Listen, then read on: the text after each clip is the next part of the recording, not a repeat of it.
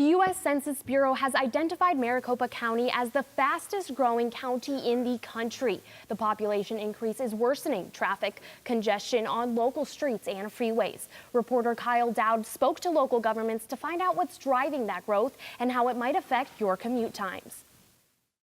Eric Anderson, Executive Director of the Maricopa Association of Governments, says low land values, an attractive business environment, low taxes, and weather are among the driving factors of the valley's growth. But with that growth comes traffic. Traffic is a double-edged sword. You know, when you have high levels of congestion, as we do from time to time here, especially during rush hour, that's a sign of really positive economic activity, good, strong economic activity.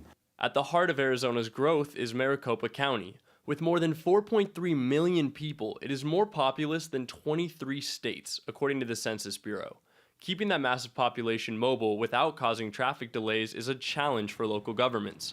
The city of Tempe is looking at ways to get people out from behind the wheel, including a streetcar that is slated to open in May of 2021. This modern streetcar will connect the light rail to a more local commuter rail that basically goes through the downtown Mill Avenue, loop around Ash Avenue, and connect to specific stations of the light rail. But some areas of the valley are less fortunate. Anderson points to what he calls transit deserts. Many areas in the East Valley, east of Power Road, for example, have basically no public transportation service, no local service at all.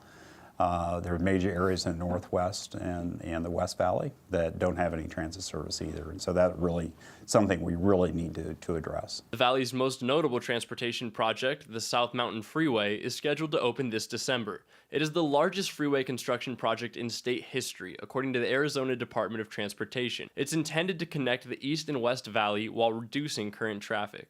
The Census Bureau estimates the Phoenix metropolitan population will increase by 1.6 million people by 2030, which could dramatically increase traffic and create the need for future transit expansion or alternative forms of transportation. More that we have congestion and delays on the system, it's a loss to the economy in terms of lost productive time sitting in your vehicle, although autonomous vehicles may help us deal with that in the future.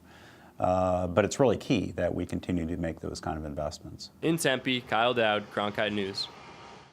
Transportation projects in Maricopa County are funded by a half-cent sales tax that began in 1985.